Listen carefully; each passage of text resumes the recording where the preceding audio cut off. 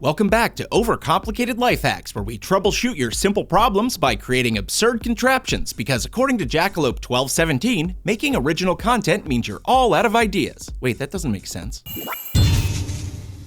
There isn't much to say about mopping floors. It's gotta be done, and it's also incredibly boring. But what if you could put that spark back into your romantic relationship with your mop? Yeah, that's right. First, you're gonna need a remote control car. Since I live my life a quarter mile at a time, I went with this fast and furious RC car that I found in the bargain bin at Wallbogs. But the first order of business is to remove the finely crafted shell from its base. Flip the car over and locate the screws. Slide your screwdriver into the holes and get those things out of there. Now let's take a look under the hood, alright? But I did say I wanted a 10-second car, not a 10-minute car.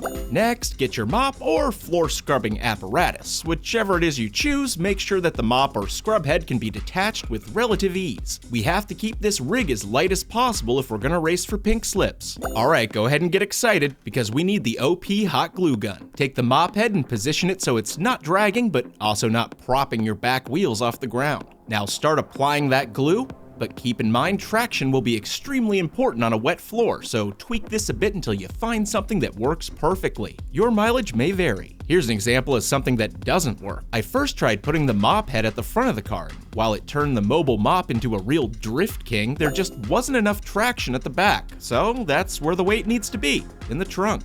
Alright, now this is its final form. You'll notice that there's a slight slant. You might not have it end up this way, but it all depends on the weight of the mop and how heavy the car itself is. All you have to do now is attach the cleaning pad or mop head, whatever it is.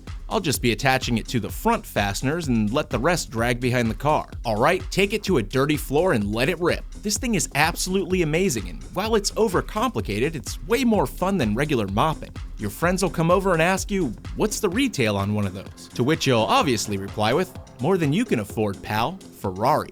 All while you do a series of sweet spins with your mop car that really show off its full range of features, because it doesn't matter if you win by an inch or a mile. Winning is winning. Oh, okay, so the remote-controlled mop works. What about a remote-controlled vacuum? Well, we went ahead and checked. I took off the shell of the car and mounted the vacuum directly to the body.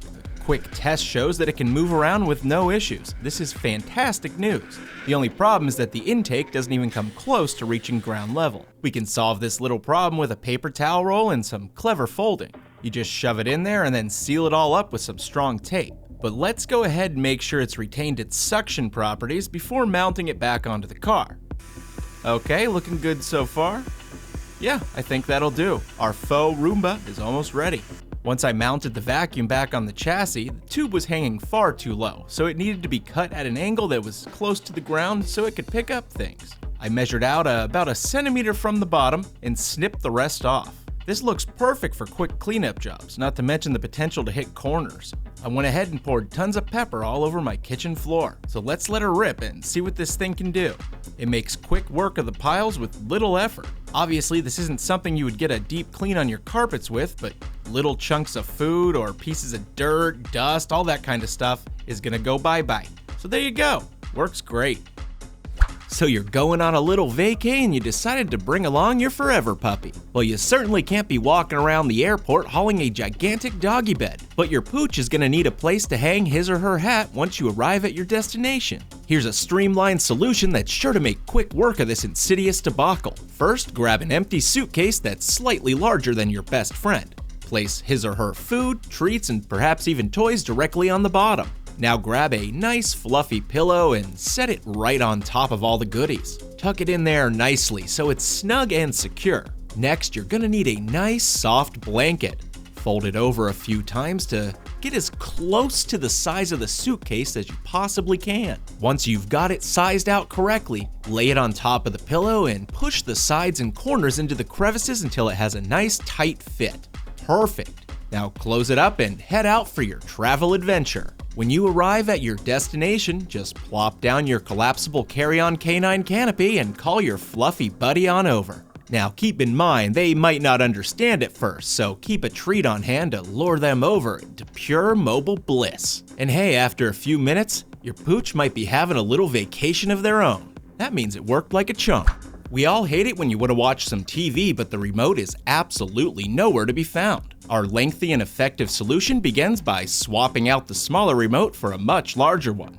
Okay, now that you have your comically large remote, pick out a single button that you will not be using. For example, I don't think anyone uses the quit button anymore, so it can go. Get out your drill and bore right through that button, making a nice hole all the way through. Don't worry, this won't affect the other buttons on the remote, but the quit button is gone for good. Next, head over to your chain cabinet and grab about 4 feet of linked metal. Wrap one end around the leg of your couch and lock it tightly into place. This should hold pretty good. Now you'll need a mammoth padlock to wiggle through the hole in the remote. Make sure this thing is beefy. You don't want anyone walking away with the remote by accident. Once it's in there securely, hook the top of the chain onto the lock and snap it shut. This thing is ready for action. This marvelous invention, while cumbersome at first, will prevent you from losing the remote and perhaps from even using it unless you're within its short, predetermined range. Oh, unless of course you have the key. This can withstand earthquakes, thieves, and if you get creative, it can even help you move your couch around the house. So lock up your remote and never worry about losing it again. You're about to hop in the shower but realize there's no more soap. What do? Simple. Locate your collection of saved soap slivers from the past year and snatch them all up, because we're going to turn these into something new and amazing. To get this cook started, grab a medium-sized pot and fill it with water. You're going to need to get this water boiling, so crank up the heat. But while you wait, locate some metal cookie cutters that you have laying around, because these are going to make a fantastic mold later on. You also need a smaller piece of cookware that can sit inside the main pot. Dump your salvage soap slivers right on in, and if your water is boiling, you can carefully place the second cooking pot into the boiling water. This can be clipped to the side to hold it in place. You don't want it touching the bottom of the bigger pot, just let it float a bit. This is called the double boiler method, and it helps prevent burning and overheating. Once your soap is starting to warm up a bit, you should add a little water to the soap mix. We had about 1.5 cups of soap slivers, so a 1/2 cup of water should be fine here. Basically, you want a 1:3 ratio of water to soap. Now this is going to take a little while and you need to stir it frequently to work out the lumps. But while it melts down, grab your cookie cutters and seal off the bottom using a strong tape. We used aluminum tape, but duct tape should work just fine. The goal is to make sure that nothing leaks out once you pour your liquid into the mold. When that's done, hit the molds with a little cooking oil so the soap will easily slide out once it dries. Okay, let's go check back in on the soap.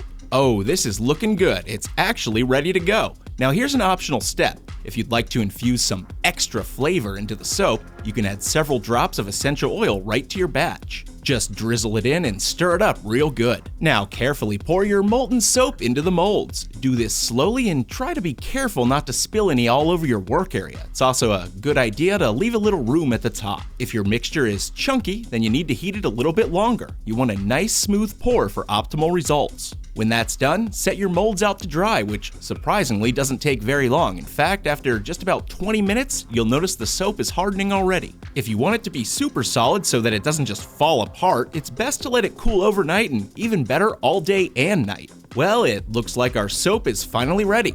Do a quick tap test to make sure it's solid, then flip the molds over and remove your soap. We've got ourselves a fancy little bow tie and the state of Virginia, and last but certainly not least, a happy little green daisy. These look great and they're ready to be wrapped up and re-gifted to all your friends. Just don't tell them how you made it. The weather is warming up and it's a great time to let your clothes dry in the beautiful outdoors. But what if you don't have a clothesline? How are you supposed to get that one-of-a-kind freshness? Easy peasy. Get an old patio umbrella that's seen better days. The first thing you want to do is remove all the fabric that's connected to the ribs of the giant umbrella. Just unhook them one by one and slip the fabric cover right off. You don't need it anymore. Now flip this beast of an umbrella upside down and pop it open to see what you're working with. Alright, this is great and will make a fantastic drying rack for all kinds of clothing. But we gotta do a few modifications first. Just grab the umbrella's skeleton and drill a nice big hole at the base of the main shaft. Hey, great job!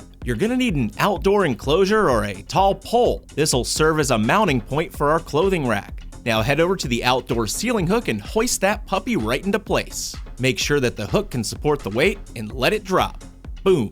It's ready for action. So far so good. Just grab your freshly cleaned but still damp laundry and begin draping it over the frame of the umbrella. It's almost as if this thing were made to do this job specifically. It can rotate a bit, hold heavy items without bending, and will really capture the essence of that fine spring air. Not to mention it doubles as a nice cardio machine, so you can get your exercise on while your garments and towels flap in the breeze. But when your clothes are dry and you're out of energy, you can easily slide everything right off and put it away as needed. And even better, when the umbrella isn't in use, just fold it back up and lock it in place until it's time to summon its powers once again. What a fantastic solution to drying your clothes, and all without using electricity. If you enjoyed this, you'll love our overcomplicated playlist, which is completely out of order, kind of like how they aired Firefly back in 2002. Oh, feel free to post up simple problems you'd like us to solve in a complicated manner, and we'll see you real soon because you owe me a 10-second car.